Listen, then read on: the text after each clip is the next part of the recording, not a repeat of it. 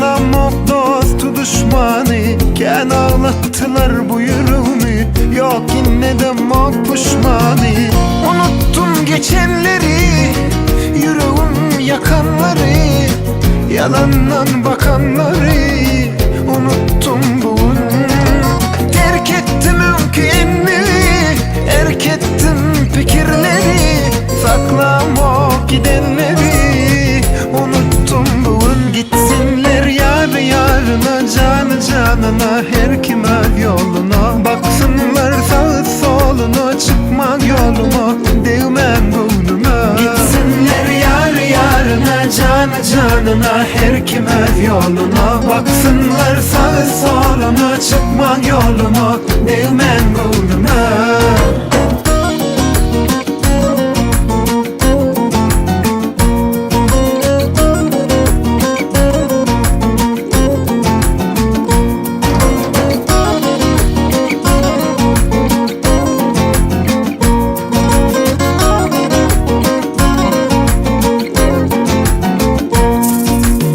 Arzularıma baryan sarı, geçenince daşlı yolu. İllerine mediyse değilsin, alıp bilmez arzularımı. Vakit bilmez karışmanı, tanımak dostu düşmanı. Ken ağlattılar bu yüreğimi, yok inmeden pişmanı. Unuttum geçenleri, yüreğim yakanları, yalandan bakanları. Unuttum bugün.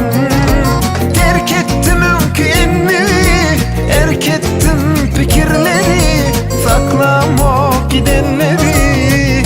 Unuttum bugün. Gitsinler yar yarına, canı canına, her kim öz yoluna. Baksınlar sağı soluna, çıkmak yoluma, değmem boynuma. Gitsinler yar yarına, canı canına, her kim öz yoluna. Baksınlar sağı soluna, çıkmak yoluma, değmem boynuma.